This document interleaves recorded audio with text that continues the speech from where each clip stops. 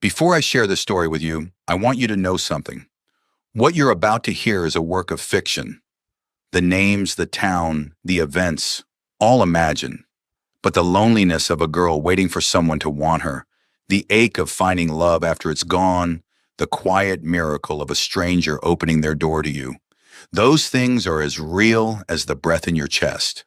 So settle in, pour yourself something warm. This is the story of two sisters in a mountain and the letters a grandfather never got to send. I remember the taste of that morning.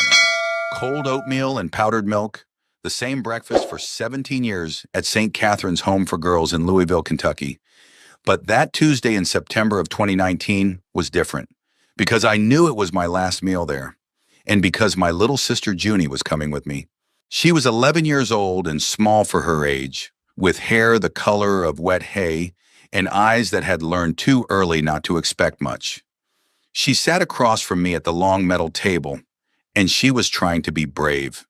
I could tell because she wasn't eating. Junie always stopped eating when she was scared. I reached across and pushed her bowl closer to her hand. "You need to eat sugar." She looked at me, and she said, quiet as anything, "Ren, where are we going?" I didn't have an answer for her, so I said the only true thing I had. "Somewhere better than here." My name is Ren Ashby. I was 18 years and 1 month old that morning. In my canvas duffel bag, I had 2 pairs of jeans, 3 shirts, a photograph of my mother from before she got sick, and $47 in cash. That was every single thing I owned in this world. That and my sister. Our mother died of cancer in the spring of 2012. Junie was 4 years old. I was 11. Our father had left when Junie was still a baby, and no one ever told us why. And I stopped asking when I was 7 because the not knowing hurt less than the wondering. After Mama died, they put us in foster care. And by some grace of God, I still don't understand they put us together. In the home of a woman named Miss Dolores Prine. Miss Dolores was 68 years old that morning. She was a retired school teacher from West Louisville. She had a soft voice and a firm hand, and she called every child in her house Sugar the way I now call Junie Sugar. She was the first person who ever made me feel like I was worth feeding. Not just kept alive, worth feeding. But I aged out of the foster system when I turned 18. And even Miss Dolores couldn't hold me anymore. Not officially. Junie could stay with her. I could not. I had spent 3 years trying to figure out how to keep us together. I called social workers. I read Kentucky family law at the public library on Saturdays while the other girls in my class were shopping at the mall in Elizabethtown. I begged. I hoped. I prayed to a God I wasn't sure was listening. And then on the Friday before that Tuesday, the phone rang. It was a man named Alton Prewitt calling from a town called Cascade Falls, up in the mountains of eastern Kentucky. Wolfe County, he said. Population 3,200. He said he was a lawyer, and he had been trying to find me for 6 months. He said my grandfather had died. I sat down on the linoleum floor of Miss Dolores's kitchen. I sat down because my legs stopped working. I had a grandfather. His name was Silas Ashby, and he had left me a farm. 60 acres, Mr. Prewitt said. A house, a barn, $3,400 in a trust account, and a message. He said the message was one line, only one line. Tell her I tried. I don't remember what I said after that. I remember the sound of the refrigerator humming behind me. I remember Miss Dolores coming into the kitchen and finding me on the floor and not asking a single question, just sitting down beside me on that cold linoleum and putting her hand on my back. I remember Junie standing in the doorway watching her small face too still for a child. That night, Miss Dolores and I sat at the kitchen table with a lawyer on the phone and a caseworker from the Kentucky Department for Community-Based Services, and we made a plan. Miss Dolores would remain Junie's official foster mother. She would visit us monthly at the farm, the state would inspect the property, and I, Ren Ashby, aged 18, would be permitted to live with my sister as her supportive adult sibling. It was not guardianship, not yet. In Kentucky, you have to be 21 to be a guardian. But it was something. It was enough. The caseworker's name was Marlene. She was tired the way people get tired when their job is to look at the world's hardest cases every single day. And she said one thing I will never forget. She said, "Honey, most of the time these situations don't work out, but sometimes they do. Let's try to make yours the sometimes." So that was why Junie and I were on that Greyhound bus on a Tuesday morning in September of 2019, with $47 in one duffel bag and a paper with an address on it. We were going to a place I had never been, to meet people I had never met, to live in a house belonging to a man I had never once laid eyes on. If you have ever felt truly alone in this world, even for one afternoon, even for one long night when the phone didn't ring, I want you to leave a heart in the comments below. I want to know you are here with me tonight. Because Junie and I were not alone that morning, though we thought we might be. And I want to tell you what happened next. The bus ride took 6 hours. Junie slept most of the way with her head on my shoulder. My arm went numb. I did not move it. Outside the window, Kentucky changed. The flat farmland of the bluegrass gave way to rolling hills. The hills gave way to hollows. The hollows gave way to mountains.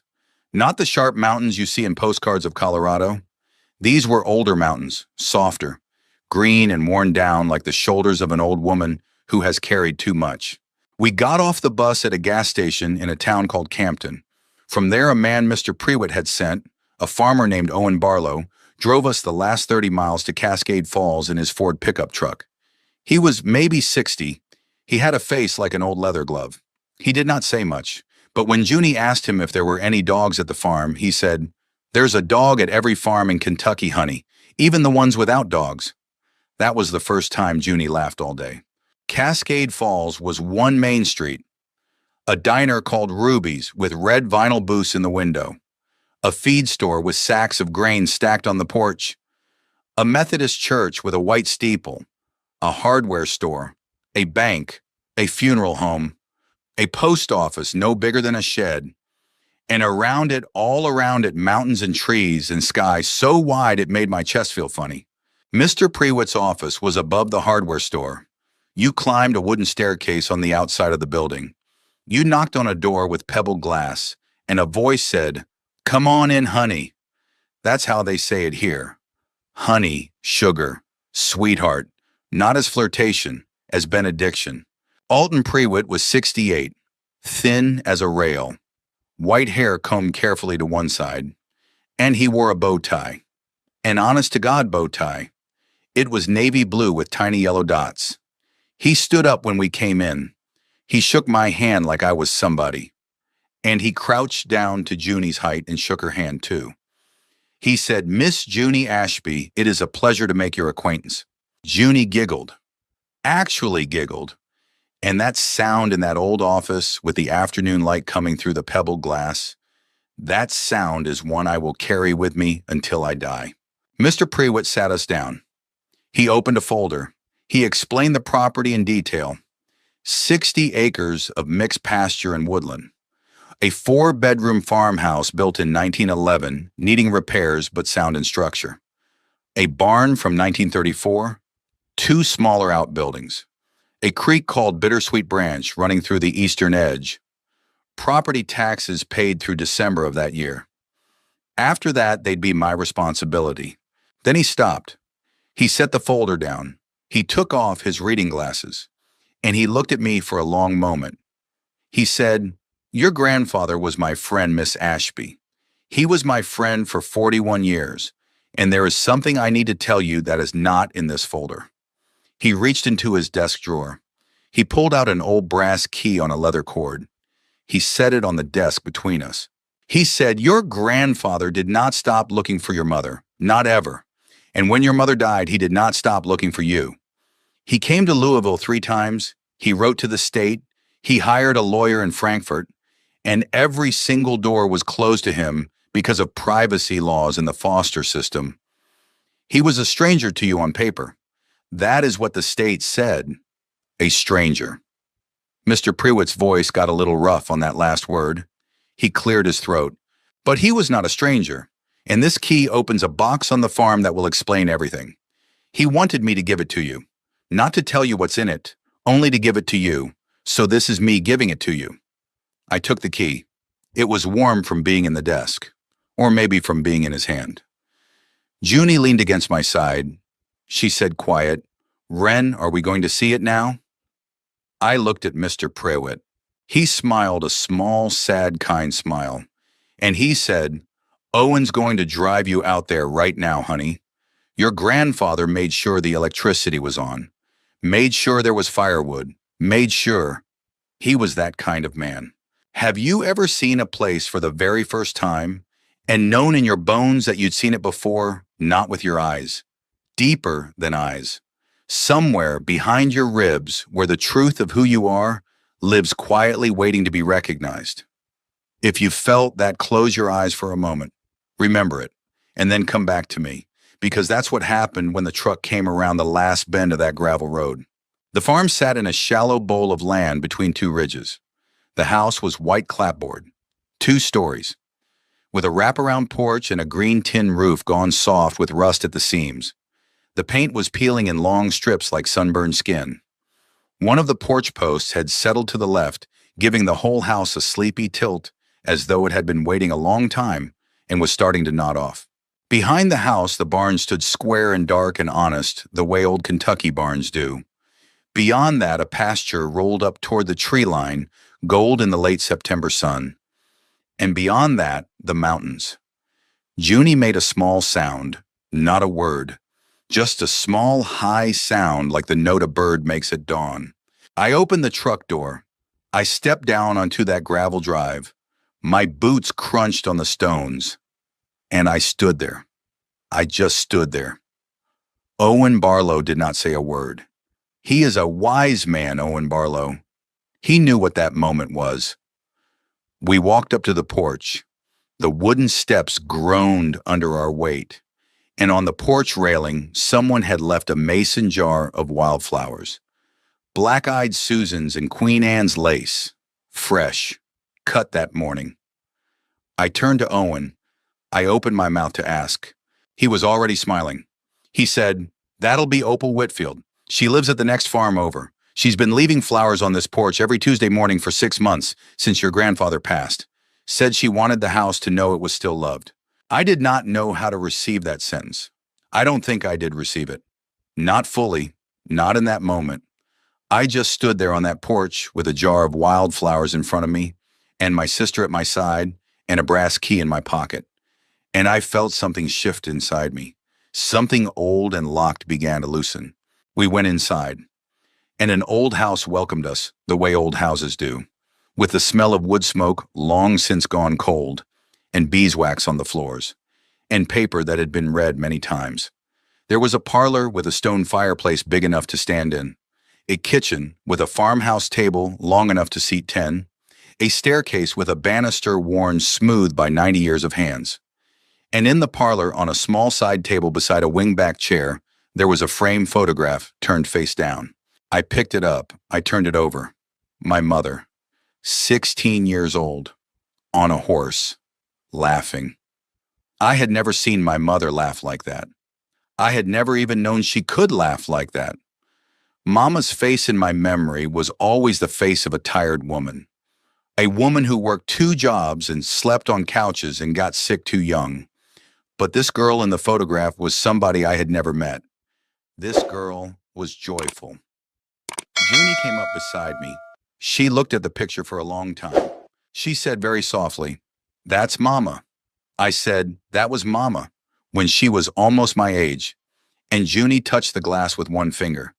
And she said something that broke me clean in half. She said, "She looks like you." That night, someone knocked on the door. I opened it, and there stood a small woman with white hair pinned up in a neat coil and eyes the color of well water. She was carrying a covered dish in a quilted holder, and behind her stood a tall, broad man with a face full of weather and kindness. The woman said, "Sugar, I'm Opal Whitfield. This is my husband, Ellis. We've been waiting 6 months to feed you supper. May we come in?"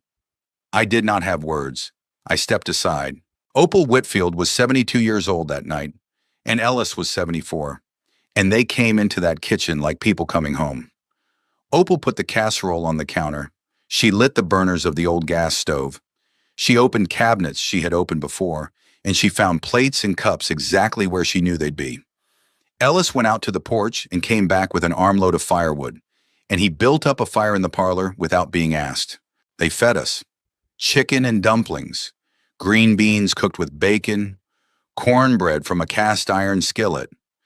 And after we ate, when Junie was drooping over her plate, Opal took her by the hand and led her to the couch and covered her with a wool afghan that had been folded on the back. She sat beside my sister and stroked her hair until Junie's breathing went slow and deep and easy. Then Opal came back into the kitchen where Ellis and I were sitting, and she said the thing that undid me. She said, "Silas talked about you every single day, sugar. Every single day. He knew you'd come. He just didn't know when. And he asked us if he wasn't here to greet you, would we do it in his stead? So here we are, doing it in his stead." I put my head down on the table, and I cried. Not the polite kind of crying, the other kind. The kind that comes from a place you'd forgotten was in you. Opal did not say a thing. She did not shush me. She did not pat my shoulder. She just sat across the table with her own eyes wet, and she let me have my grief. That was Opal Whitfield. That is who she was. Ellis was cut from the same cloth, but rougher. A man of few words and long silences and the kind of patience that only farmers seem to have. He walked me around the property the next morning at dawn. He showed me the well pump, and the septic access, and the barn with the loft where the cats had lived once, and probably still live somewhere. He pointed out the fence lines and the property markers and the place where the creek ran deepest. And then he stopped at a big oak tree near the western fence line. He leaned against it, and he said something. He said, "Miss Wren, there's a man's going to come by here in the next few days. Name of Corbin Vance. He's a real estate man out of Lexington. He's going to want to buy this place. I want you to be careful. His people and your grandfather's people have got history." I asked what he meant. Ellis looked at the horizon for a long moment. He said, "That's a story for a longer sit, honey. But mind what I told you. Be polite, don't sign anything, and you come to me before you make any decision." I said I would. But before I could ask him any more, Junie called from the porch that Opal had made biscuits, and the moment closed. I did not know it then, but Ellis Whitfield had just handed me the first thread of the story that was going to change my life. The days after that ran into each other the way days do when you're trying to make a house into a home. Junie and I explored. We swept and we scrubbed, and we washed old sheets in the wringer washer in the basement, and we hung them on the line and watched them dry in the mountain wind. Opal came every morning with something warm. Della, her daughter, 28 years old, a kindergarten teacher in town, came in the afternoons to sit with Junie and help her figure out the paperwork for enrolling in 5th grade at Cascade Falls Elementary. Della had her mother's kind eyes and a laugh like a wind chime, and she took to my sister the way a big sister takes to a little one. She braided Junie's hair. She showed her the rope swing at the swimming hole. She loaned her books. I was cleaning out the front bedroom on the 4th day, the one I had picked for myself because it faced east, and I wanted to wake up with the mountains, when I found the cedar box. It was in the bottom drawer of an old writing desk. The drawer was stuck. I had to jimmy it open with a butter knife. The box was maybe the size of a large Bible, made of cedar so old it had gone gray, with brass corners and a small brass lock. I knew before I even lifted it what the lock would need. I took the key from my pocket. I fit it in. It turned. I sat down on the bedroom floor. I opened the lid. Inside, tied in neat bundles with kitchen twine, were letters. Envelopes. Hundreds of them. All of them addressed in the same careful, old-fashioned handwriting. All of them stamped in red or purple ink with the words that made my throat close up. Return to sender. Address unknown. And below that, in a different bundle, letters stamped with different words in blue ink. Undeliverable per Foster System Policy. I counted them later. 211 letters. My grandfather had written to me 211 times, and I had never received a single one. The first letter was dated August 13th, 2001, the day after I was born. I opened it with hands I could not make hold still. My dear little Wren, your mama named you today. Wren Ashby. I heard it from the neighbor lady in the trailer next to your mama's in Nashville. She called to tell me. She didn't know she wasn't supposed to.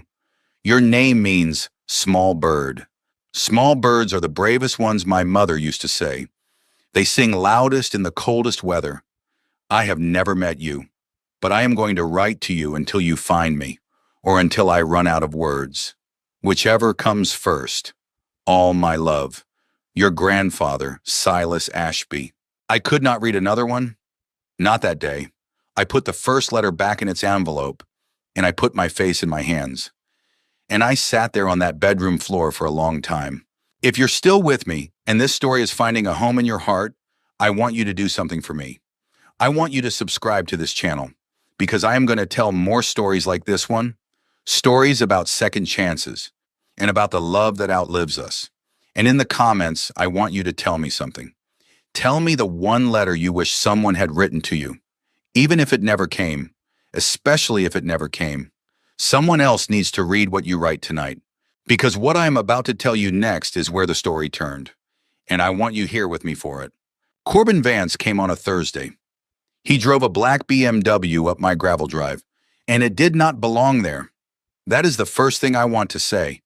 That car looked wrong on that road the way a diamond ring looks wrong on a working hand. He got out. He was 42 years old. He wore a gray suit that fit him too well. His hair was cut short and expensive. He carried a leather folio, and he smiled with the kind of smile that professional men learn to smile in expensive schools.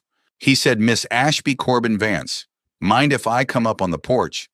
I did mind, but I said he could. Opal had told me the day before to be polite. She said, "Sugar, you never know a snake's intentions till you let it show you. Let him show you." So I let him show me. He sat in the rocking chair like it was his rocking chair. He complimented the view. He asked about Junie. He said he was so sorry about my grandfather, said his own father had known Silas well, and how his father had passed just last year, and how it was hard to lose the old folks who knew who you were. Then he got to it. He said, "Miss Ashby, I represent a group of investors out of Lexington who develop rural properties, cabins, weekend rentals, family compounds for people who want to get out of the city. I am prepared right here today to offer you $85,000 cash for this land and everything on it. That is more than fair market value, substantially more." I did not answer right away. I thought about what Opal had said, about showing. I said, "Mr. Vance, why is it more than fair market value?" His smile flickered, just a little, just at one corner of his mouth. Then it came back. He said, "Because I feel for your situation, a young girl with a little sister, no family. This kind of land is a burden for someone in your circumstances. I want to make it easy for you." I said, "Thank you, but I need to think about it." He said, of course. But I should mention, there are some complications with your grandfather's estate that you may not be aware of. Boundary questions, old disputes from before your time. Getting these things resolved can take years and be expensive. My offer would take all of that off your plate." He handed me his card. He said he would come back next week. He got in his BMW and he drove away. I stood on the porch until his car was out of sight. Then I looked down. My hands were shaking. That night after Junie was asleep, I walked over to Opal and Ellis's farm. Della was there. I told them everything. Ellis was quiet for a long time. Then he said, "The boundaries are fine. There's nothing wrong with the boundaries, but there's something Silas would have wanted you to know. Something we swore we wouldn't tell unless a Vance came knocking. And now one has come knocking. So we're going to tell you." Opal poured coffee. She set a mug in front of me, and Ellis Whitfield began to talk. He told me about 1978. He told me that when my grandfather was a young man, he had a friend named Meredith Chastain, a graduate student in geology at Eastern Kentucky University. Meredith had come out to Wolfe County to do field work for her thesis on Appalachian mineral deposits. Silas, being a friend of her father, had agreed to help her. He had walked her over every acre of his 60-acre farm and the 4 acres just east of it on the edge of the mountain that no one much cared about. And in those 4 acres, in the exposed rock face left by a landslide 17 years earlier, they had found something. Ellis said the word slowly. Wolframite, ore of tungsten, rare in Kentucky, rare enough that a deposit like the one Silas found, small as it was, would be worth several $100,000 if you dug it up. More if you knew how to sell it right. Ellis said Silas had made a choice that day. He had not told the mining companies. He had not filed a claim. He had paid the county surveyor a few $100s in cash to leave the property line where it had always been on paper. Even though the true survey ran differently, those 4 acres were technically part of the neighboring parcel, which was technically unowned mountain land. Silas had kept the secret for 41 years. Ellis said he told me the reason once. He said if he took that ore out, he'd be a rich man for maybe 3 years. But the creek would be poisoned. The pasture would be gone. Nothing would grow there again in his lifetime. And this land, he said, this land had been in the family since 1898. He said land is not for taking out. It's for keeping. He said people keep land and land keeps people. Ellis was quiet. Then he said, but another man knew. Rusk Vance, Corbin's father, a mid-level manager at Blue Ridge Mining in the 1980s. He had heard about the wolframite from an old surveyor named Thurman Skaggs, who had helped Meredith and Silas on the fieldwork back in '78, and who liked to talk too much when he was drunk at the tavern in Cascade Falls. Skaggs had died in 1995. Only 2 men were left in the world who knew the whole story: Rusk Vance and my grandfather. Rusk Vance had tried for 30 years to buy the land. Every time Silas had said no. Rusk had died last year of a heart attack, and now his son Corbin was coming to finish what his father had started. Ellis said he'd heard through the county that Corbin had troubles of his own: a divorce 2 years back, a pile of debt from a business that had gone bad, and a father's dying wish laid on his shoulders. That mix, Ellis said, could make a bad man out of a weak one, and Corbin, he said, had never been the strong kind. Ellis leaned back in his chair. He looked at me across that kitchen table, and he said, Miss Wren, your grandfather did not leave you a farm. He left you a fight, and he trusted that you would be the kind of woman who could win it. I did not sleep that night. I sat up in the parlor with a single lamp lit, and I read letters. I read 40 of them before dawn. Letters written in October of 2001 and November and December. Letters written every week, sometimes twice a week. My grandfather had told me about the weather, and the calves being born, and the color of the maples in fall. He had told me about my grandmother, who had died of Alzheimer's the year I was born, and how he was sorry I never knew her. He had told me stories from his own boyhood. He had told me about the mountain.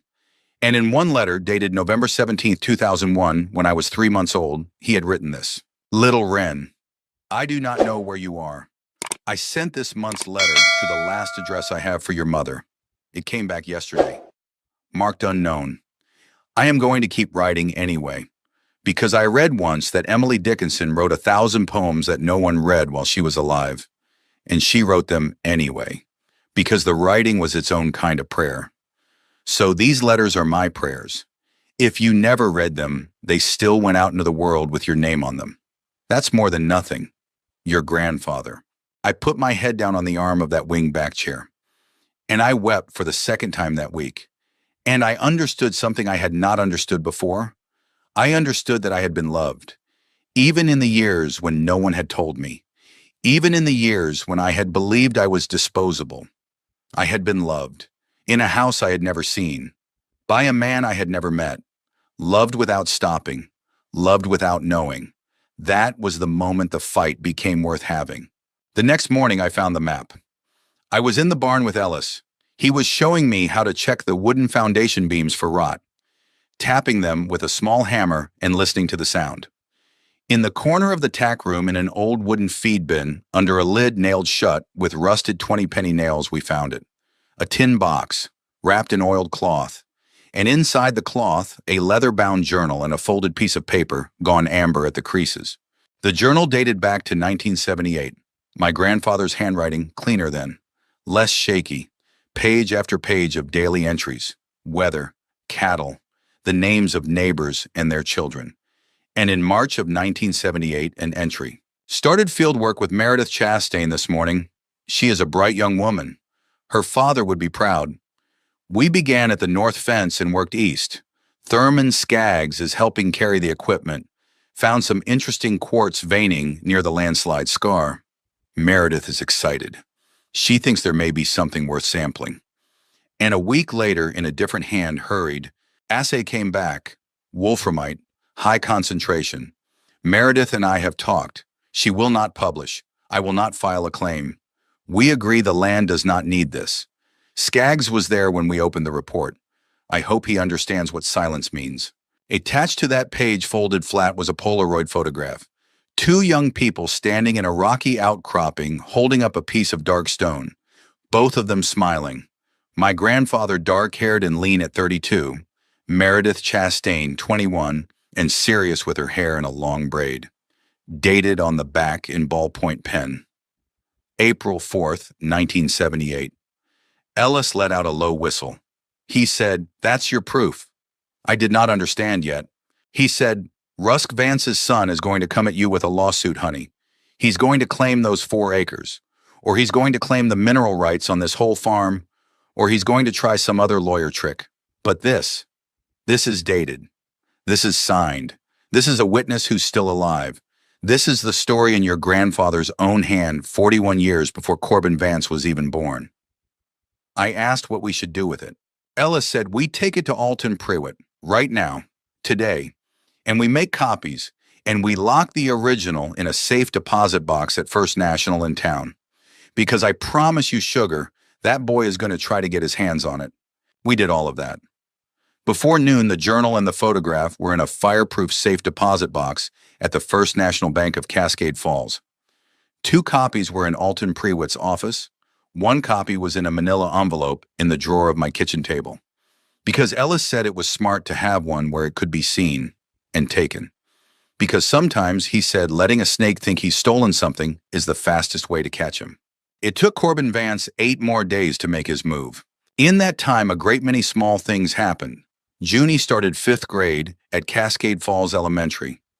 Della picked her up every morning in her little Toyota, and Junie ate lunch with a girl named Sadie Rose Combs.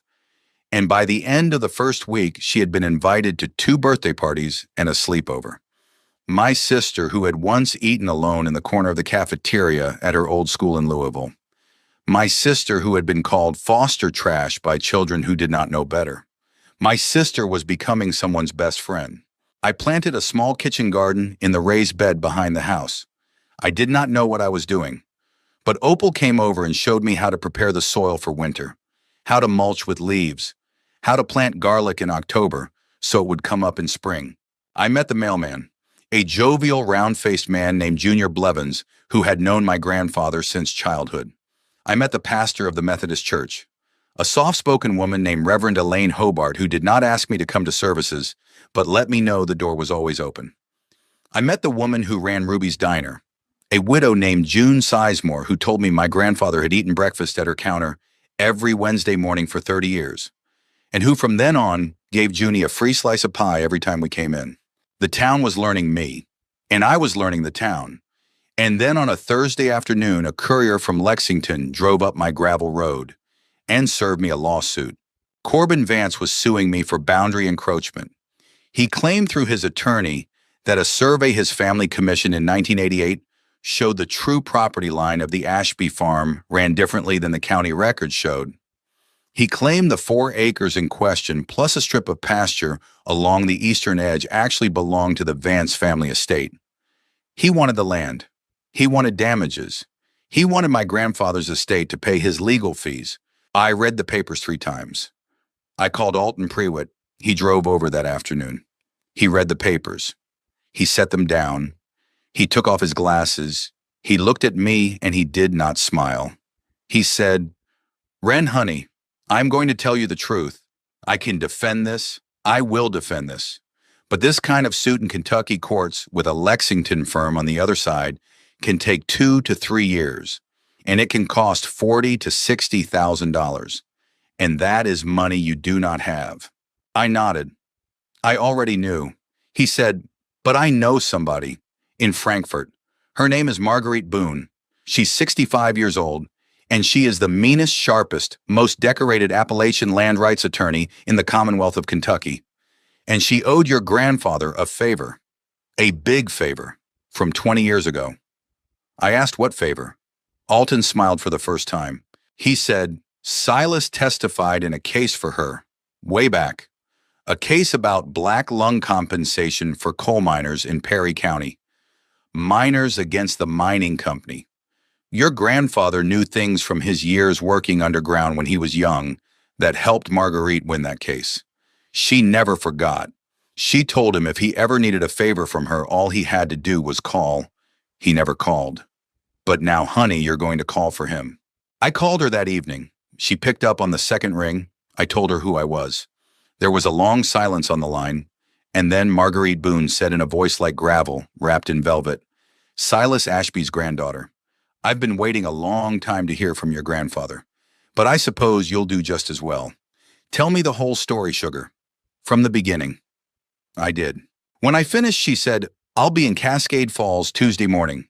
Do not sign anything. Do not talk to Corbin Vance. Do not answer any calls from his firm. If he shows up on your property, you tell him he's on private land, and you turn around and you walk in the house and you lock the door. Do you understand me?" I said I did. She said, "One more thing. That Polaroid, the one from '78, that's the linchpin, sugar. He does not know it exists, and we are going to hold that back until the courtroom. Do you understand?" I said I did. I hung up the phone, and I sat at the kitchen table. And Junie came and sat in my lap, though she was too big to sit in my lap. And I held her, and I thought about my grandfather, about what he had built, about what he had left me. I needed to pause here. Even now, all these years later, telling this part still makes my chest tight. If you need a moment too, take it. I'll be right here when you are ready. This is where things got hard, but it is also where things got beautiful. The town rose up. That is the only way I know to say it. The town of Cascade Falls, Kentucky population, 3,200, rose up around a girl they had known for exactly 6 weeks. It started at Ruby's Diner. June Sizemore posted a flyer in the window. Just a flyer, handwritten. It said, "Silas Ashby's granddaughter is fighting to keep her farm. If you love Silas, come to the Methodist Church basement. Wednesday, 6 p.m. I did not know she had done this. She did not ask me. Opal called me on the Tuesday afternoon and told me. She said, "Sugar, there is a meeting tomorrow night. About you. Do you want to go?" I said, "About me." Opal said, "About what to do about your grandfather's granddaughter. Ellis and I have been asked to speak. Della has been asked to speak. You can come. You don't have to. But we thought you should know." I said I would come. That Wednesday evening, I put on the one nice dress I owned. A dark green corduroy Della had loaned me.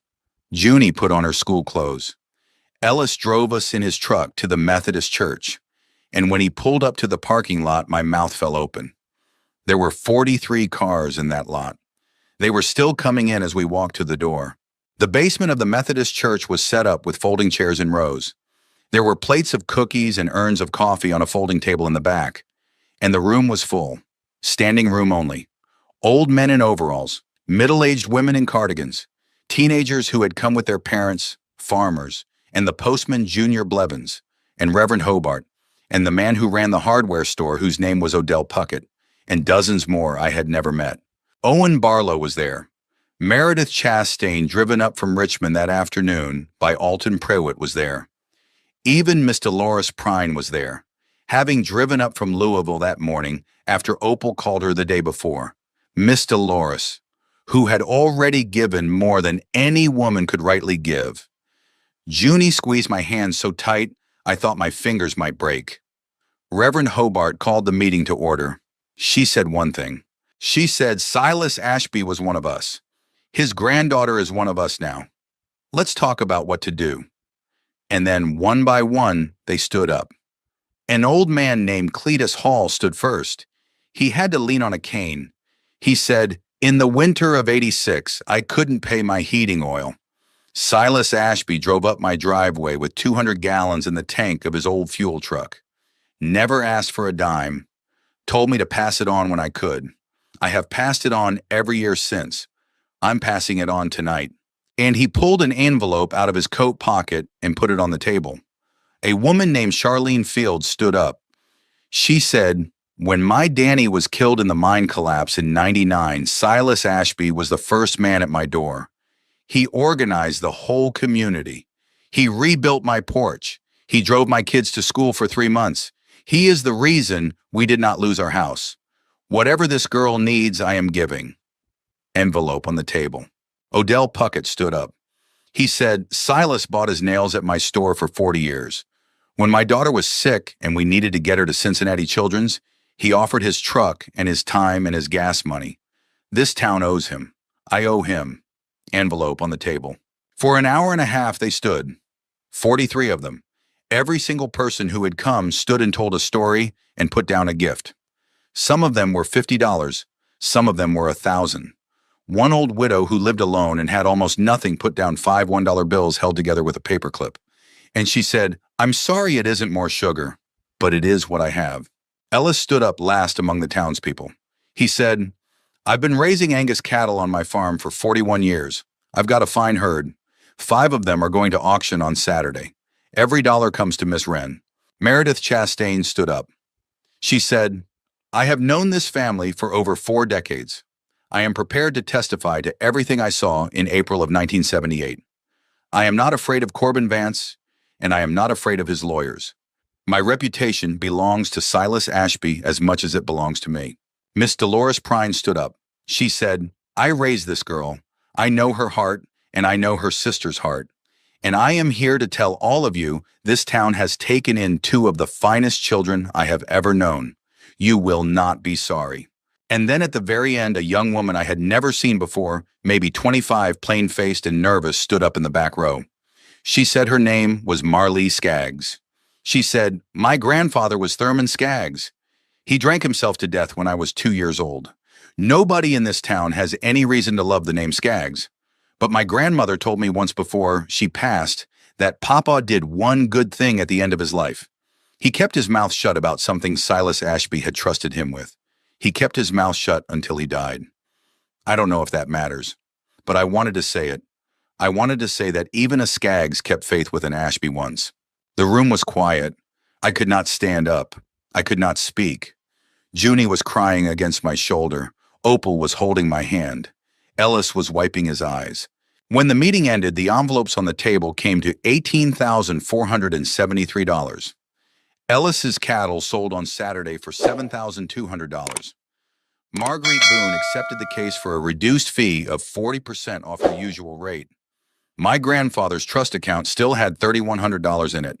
It was enough. It was enough.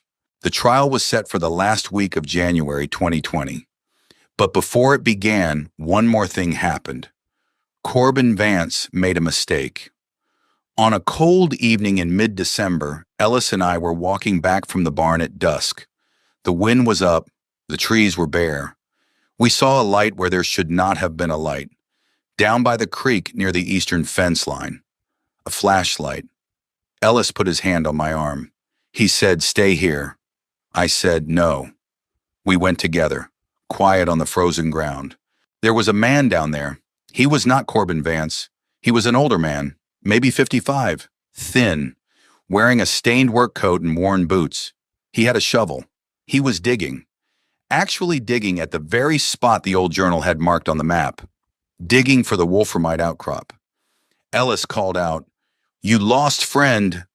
The man dropped his shovel. He held his hands up. In the beam of Ellis's flashlight, I could see his face was frightened. He said, please, mister, don't shoot me. I ain't got no gun. I ain't stealing nothing. I was told there was a survey marker down here that needed moving. That was all. Ellis said, who told you that? The man said a name, Corbin Vance. Vance had paid him $200 up front and promised him $500 more when he came back on Monday and found the marker moved 20 feet west.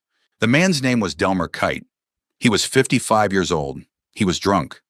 He was known in Cascade Falls as a man who had lost his job at the Cold Tipple and his wife and his last 20 years to whiskey. Ellis knew him. Ellis had helped him more than once.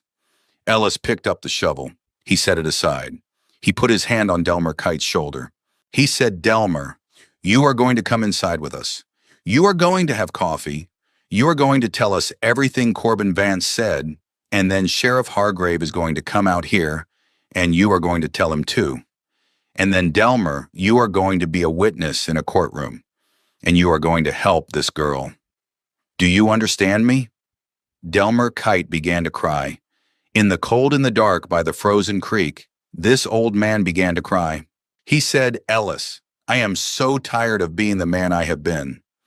Ellis said, "Then let's start with tonight." And that is how the man Corbin Vance hired to sabotage me became the witness who destroyed him. The trial began on January 27th, 2020. I was 19 years old by then. Junie was still 11. It was cold in Wolfe County that week, cold and clear, with snow on the peaks of the mountains and ice on the creek. I wore the dark green corduroy dress again, and a wool coat Opal had given me from her own closet, and shoes Della had bought me at the Goodwill in Jackson. The courthouse in Campton, the county seat, was a red brick building from 1889 with tall windows, and a courtroom that smelled of pipe tobacco and old paper. Judge Luella Riddle presided. She was 71. She had grown up in Wolfe County. She had known my grandfather. Corbin Vance sat at his table with two lawyers from Lexington in dark suits. He did not look at me when I came in. He looked at his papers. Marguerite Boone sat with me. She was small and gray-haired, and she wore a plum-colored suit with a brooch shaped like a hawk. When she stood to speak, she spoke slowly. She let every word land. She said in her opening, "Your Honor, this is not a case about a boundary line. This is a case about a dead man's honor and a living man's greed. And we are going to prove that." Corbin's lawyers presented their claim: a 1988 survey, property maps, testimony from a Lexington land surveyor who had never set foot in Wolfe County until the previous month. Marguerite waited, and then she called her witnesses. She called Delmer Kite, and Delmer, sober and thin and terrified, sat in that witness box and told what Corbin Vance had paid him to do. On tape, in front of God and everybody. His voice shook, but he told it all. She called Dr. Meredith Chastain, who had brought with her the original 1978 field notes, unpublished, still in the university archives, sealed and stamped. She entered them into evidence. She called Alton Prewitt, who introduced my grandfather's estate records. She called Sheriff Bud Hargrave, who confirmed Delmer's testimony, and then last she called me. I told the story of the letters. I described the box. I described the map. And under Marguerite's careful questions, I introduced the leather journal my grandfather had kept, dated in his own hand across 41 years, with the Polaroid photograph tucked into its pages. Corbin Vance turned white when he saw that photograph. His lawyers objected. They were overruled. Judge Riddle held the Polaroid up to the light. She looked at it for a long time. She looked at me. She looked at Corbin Vance. And she said, "Court will recess for 1 hour." When we came back, Corbin Vance's lawyers made a motion to dismiss their own suit. Judge Riddle granted it. She ordered Corbin Vance to pay my legal fees. She ordered a criminal referral to the Wolfe County Prosecutor's Office for conspiracy to commit fraud. She banged her gavel, and she said from the bench, looking at me, "Miss Ashby, your grandfather Silas was a good man. This court is glad you came home." I walked out of that courthouse on Ellis's arm. Junie was on his other side. Opal was behind us. Della, Alton, Marguerite, Meredith, Miss Dolores, June Sizemore, who had closed the diner for the day, Odell Puckett, Reverend Hobart, Owen Barlow, Junior Blevins, Charlene Fields, Cletus Hall on his cane, Marley Skaggs, the whole town, or near enough. The mountain wind came down cold and clean, and it smelled of pine and snow. Ellis put his hat on. Opal squeezed my hand. I looked up at that sky, and I thought about my grandfather. I thought about a thin man in a bow tie who had said, "Tell her I tried." I thought about all those letters tied in twine that had waited for me in a cedar box for 18 years. I thought we tried Grandpa. We tried and we won. Spring came slow to the mountains that year. By late March, the red buds began to bloom, little clouds of pink among the bare trees. The forsythia in Opal's yard bloomed yellow, and I helped her plant potatoes in the raised beds behind her house. And Junie helped Della plant sunflowers along the fence line that ran between our two farms. I turned 19 on a Saturday in March. And the town threw me a party in Ruby's Diner. And June Sizemore made me a chocolate cake with white icing. And Junie gave me a card she had made herself, with a drawing of the farmhouse on it and the words "Home is You" written in her careful 11-year-old handwriting. I met with Alton Prewitt, and with Dr. Chastain, and with Ellis and Opal, and we made the decision together about the wolframite. Dr. Chastain explained the impact of any mining, even limited mining. 30% of the pasture would be lost. The creek would be silted for a decade. The wildlife that had lived on this land since before my grandfather was born would be gone. I did not want that. Ellis said, "Sugar, we would understand if you did. This is your land, and that is a lot of money." I said, "Grandpa wrote me a letter about it. I want to read you what he wrote." I pulled out the letter. It was dated November 4th, 2018, 6 months before he died, and it was the only letter he ever wrote about the wolframite. "Little Wren, I have thought a great deal about what to do with these 4 acres, and I have decided I am going to trust you. If you need the money, take it. Do not feel guilty. But if you can, if there is any way you can leave the land as it is, because this land is not for taking out. It is for keeping. People keep land, and land keeps people." That is what my father told me, and what his father told him. I hope it is what you will tell your own children someday. All my love, your grandfather. I looked up. Opal was crying. Ellis was looking down at the table. I said, "I am going to keep it." I signed papers with the Federal Conservation Program. 60 acres enrolled for 25 years. $8,000 a year for keeping the land wild. Not enough to live on, but enough to matter. Enough to start. Ellis gave me 3 heifers to start a small herd. Opal taught me to can vegetables, and to make apple butter, and to bake biscuits that did not come out like bricks. Della helped me apply to Eastern Kentucky University's online program in sustainable agriculture. Meredith Chastain wrote a recommendation. I was accepted for the fall semester. Junie made honor roll for the 3rd quarter of 5th grade. She had a best friend and a Sunday school teacher who loved her, and a piano at Opal's house that she was learning to play, and a dog named Biscuit that Ellis had brought over one Saturday. Because he said every farm needed a dog, and this one needed one worst of all. Miss Dolores drove up to visit on the first weekend of April. She spent 3 days with us. She slept in the small bedroom I had made up for her at the back of the house with new curtains and a quilt Opal had loaned me. She helped me weed the kitchen garden.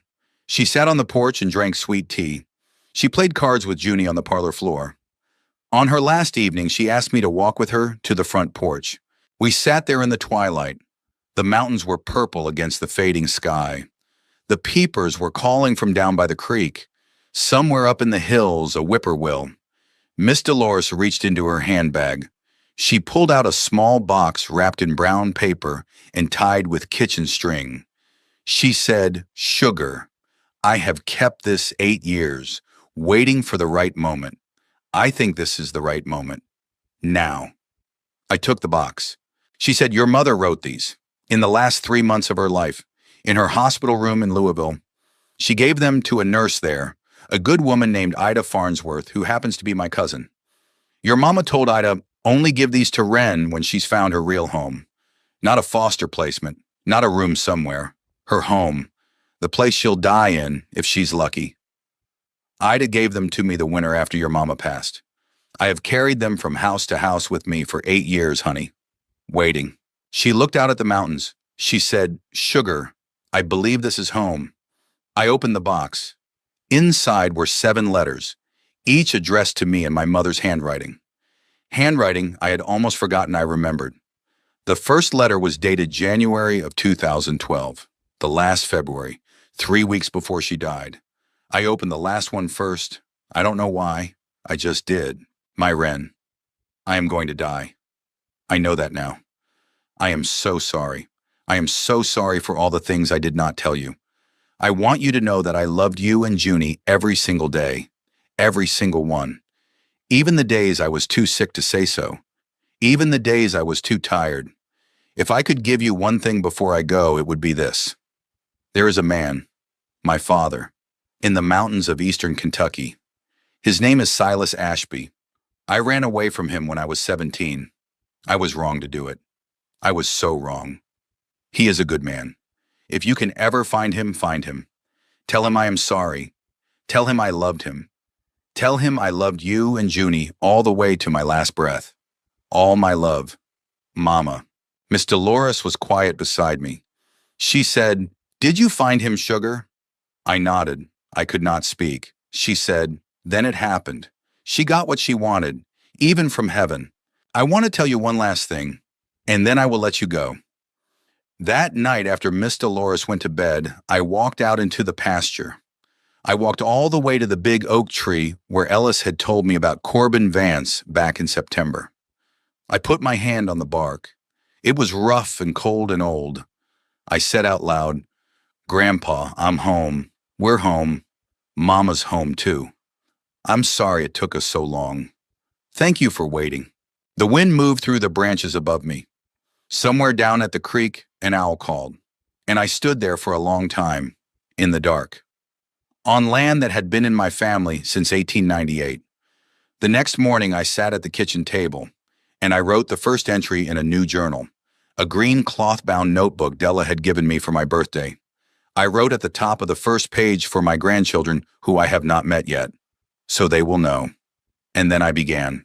Once upon a time, when I was 18 years old, my sister Junie and I got on a Greyhound bus in Louisville with $47 and one duffel bag. And we came home to a farm we had never seen.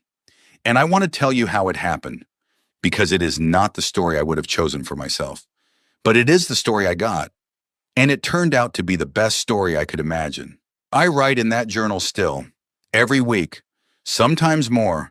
Someday, God willing, some grandchild of mine will find it, and she will know. She will know she was loved, even before she was born. That is the story of how Junie and I came to Cascade Falls, Kentucky. Many years have passed since that autumn. Junie is grown now. She became a teacher like Della, in the same little elementary school where she once ate lunch with Sadie Rose Combs. She married a good man from over in Breathitt County. They built a small house on the far corner of the farm with their own hands.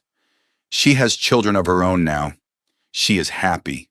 She is happy. I run the farm. I finished my degree at Eastern Kentucky. I keep 3 cows and a small flock of chickens and a large kitchen garden. I keep the 4 acres wild just as my grandfather asked. The wolframite is still there, undisturbed. Nobody has laid eyes on it in decades. Maybe someday some other Ashby will make a different decision, but not on my watch. Opal Whitfield passed one winter many years after Junie and I came home. Ellis followed her 6 months later. They are buried together in the Methodist cemetery next to their son, Beau, who died so young. I put flowers on their graves every Tuesday morning, the way Opal once left flowers on my porch. Della brings her own children to visit sometimes. We sit on the porch. We remember. Miss Dolores came to visit every Christmas until she passed at a great age in her own bed in Louisville. She was and remains one of the 2 mothers who shaped me. Marguerite Boone retired soon after my case. She and I exchanged letters for many years until she too was gone. She wrote in the same voice she spoke in that courtroom, gravel wrapped in velvet. Corbin Vance served 18 months in the Kentucky State Reformatory for fraud. When he came out, he did not stay in the Commonwealth. I do not know where he lives now. I do not need to know. The letters from my grandfather are all in the cedar box still. I have read every one. I keep them in the same room where I sleep, in the same drawer where I found them. Sometimes when the winter nights get long, I take one out and read it. Anyone. It does not matter which. Because in every single one of them, on every single page, the message is the same. You were loved. You were wanted. You were never alone. That is what I want to leave you with tonight. If you are listening to this story and you have felt in your life that you were not loved or not enough or not wanted, I want you to know something. Somewhere in this world, someone has loved you. Maybe someone who never got the chance to tell you. Maybe someone who is gone. Maybe someone who is still writing letters you have not received yet. But someone. I promise you, someone. And it is never too late to be found. Thank you for staying with me tonight. Thank you for listening to a story about 2 sisters and a mountain and a grandfather who never stopped writing. If this story has meant something to you, I would be so grateful if you would subscribe to this channel. We tell stories every week about second chances, about the love that outlasts us, about finding home in the places we least expect. And before you go, tell me one thing in the comments. If you could write one letter to someone who is gone, what would it say? Do not think too hard. Just write it. Your words might be the ones another woman needs to read tonight. In a kitchen somewhere, at a table somewhere, with a cup of coffee going cold. Somebody needs to hear from you. Until next time, remember what my grandfather Silas Ashby wrote to me on a summer day in 2001, before I could even hold up my own head. Small birds are the bravest ones. They sing loudest in the coldest weather. Sing on, sweet ones. Sing on.